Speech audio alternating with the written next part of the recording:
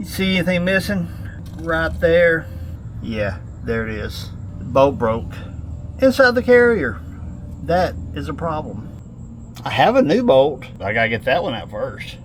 Yeah, when I felt that bolt get really loose, I just rolled out from underneath it and walked off.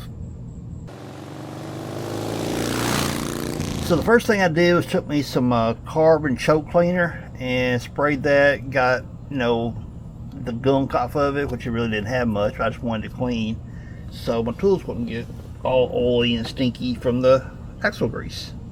Now what I've got here is what's called a transfer punch. You got the outer diameter right here, which is a consistent specified diameter, and then you got the little point right here, which is where it's going to make the divot when you smack it with a hammer.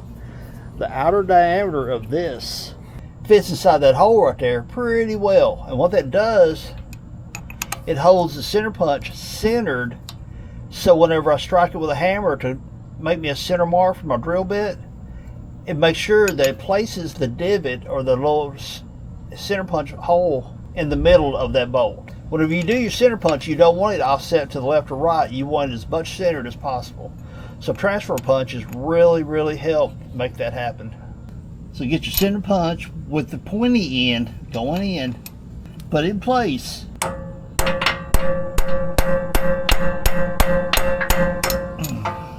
And I don't know how well the camera's picking it up, but there is a little divot. I don't know how well the camera's picking it up, but there's a little divot, a little center punch mark right there, which will help guide the drill bit to keep it centered inside the bolt. Since I shook some junk loose in there, I'm going to take my carb cleaner and clean a little bit better. There we go. Alrighty, now I got to figure out what size easy out I need to use. So going through my left hand drill bits here that's in my easy out kit or bolt extractor kit, you take your bit and kind of lay it up on it like this right here and compare it to the overall diameter of the threads here and the overall diameter of the drill bit.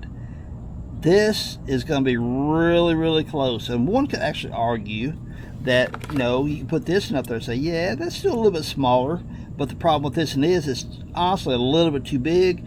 You'll start getting into the threads of the carrier and damage the threads. You don't want to do that. So we'll put that one back.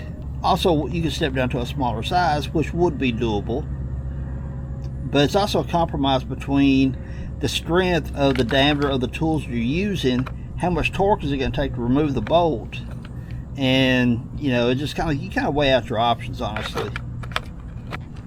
But being that in the carrier I pretty much have the pressure off the bolt now since I snapped the head off of it, only thing I've got to worry about is, see that pink right there? That is Loctite. So after I get the hole drilled and I'm ready to use the easy out, I'm going to put a torch on that carrier, heat that carrier up to soften the Loctite. Now it could be said that I should have put heat on it to begin with, and in a way kind of true, but I have worked on so many 8.8s, so many C-clip axles to begin with. I have never snapped a head off of one of those bolts. So I didn't think nothing about putting heat on it or anything. But now that I've got a part of a bolt up beside there, heat's going to be an option this time.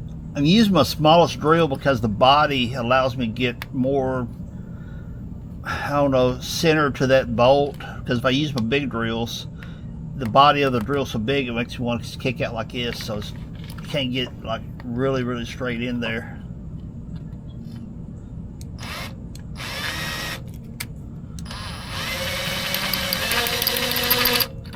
And I ended up dropping down one drill bit because of that very reason. So I'll move you guys out of the way. Now as you're drilling this, keep something in mind. When you got your drill and you're pressing in there, don't break that bit off in there, because then you've created yourself another headache.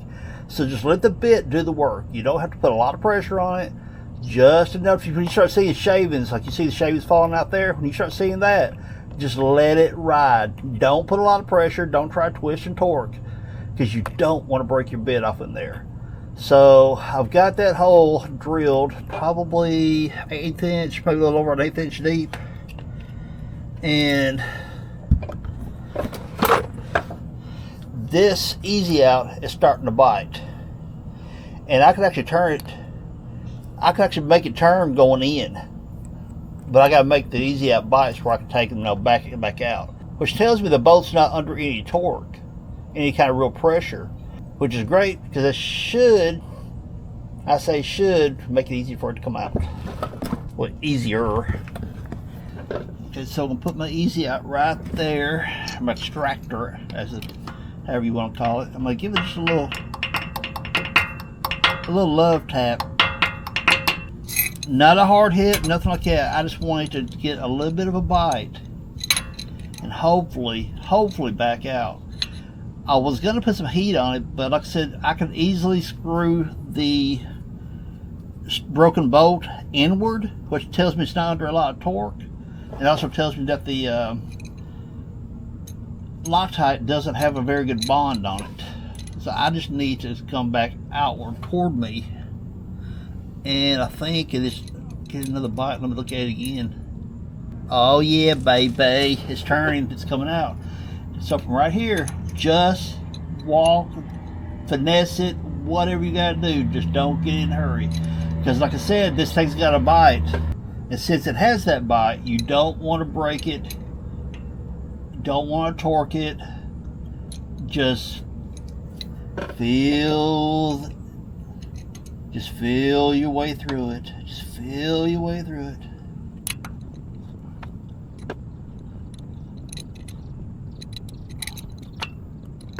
I can see it's about right there. Getting there. Like I said, don't get in a hurry.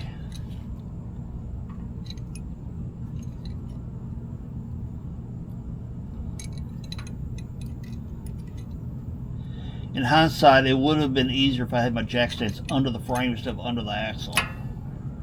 It's just past where the threads are in the carrier.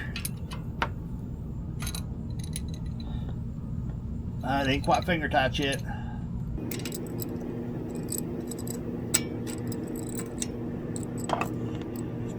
Alright, so I lost my bite with this. But the bolt is like literally, I mean, I touched the end of the bolt right there. So I'm going to take the easy out, put it back in place. Where'd my hammer go? Give it no little love taps to make it get another bite.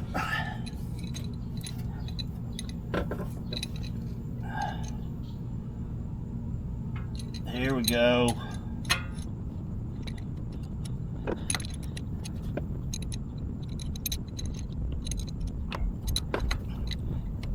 Now, it's not a fast process simply because, like I said, that thing's up in there, and well, I don't have a whole lot of room either. But again, just take your time, finesse it, feel what the bolt's doing.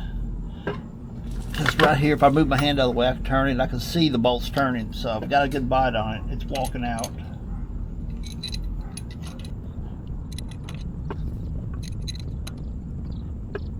Yep, it's starting to peek out of the carrier right there. Let me give you guys a little peek.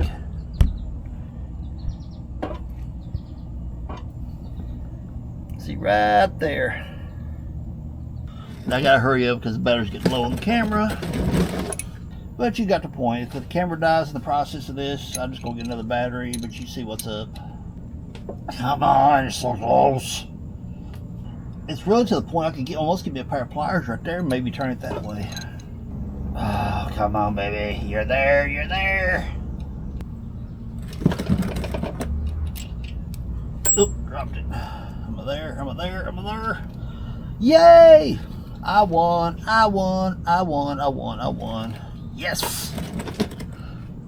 Now that pin should, of course I want to turn the carrier, probably. There it goes. Okay, it's ready to come out. But that's another video. Okay, let's talk about the tools I used. This is a transfer punch set. As it says right there, 28 piece transfer punch set. I used the 31/64 transfer punch, which means the diameter here is 31/64. It centers itself within inside the hole, so whenever you tap on it to put your center punch in, this holds it centered within the hole, and this creates the divot in the end of the bolt, which would be like right there, except now that I've drilled it out. Now here's the screw extractor and left-hand drill bit set that I used to get that bolt out of there.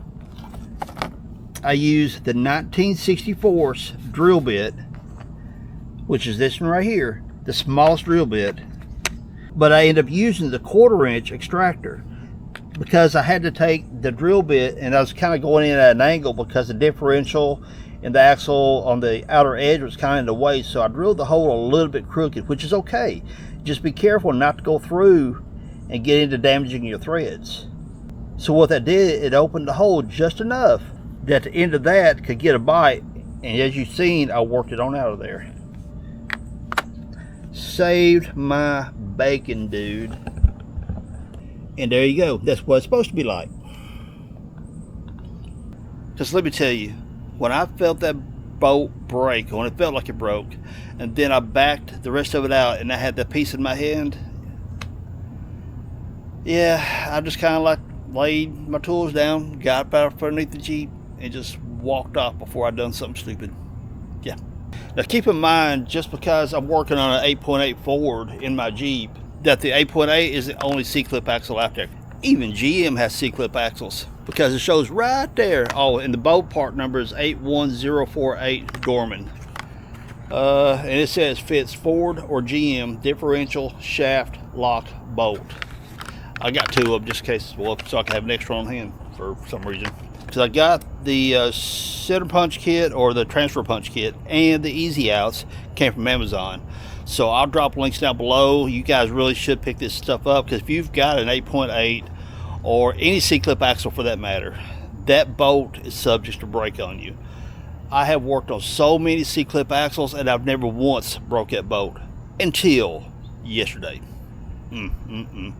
So everyone, if you enjoyed that video, hit me with a thumbs up, subscribe if you haven't, leave us cool comments down below. Appreciate you hanging out. Peace. Later, y'all.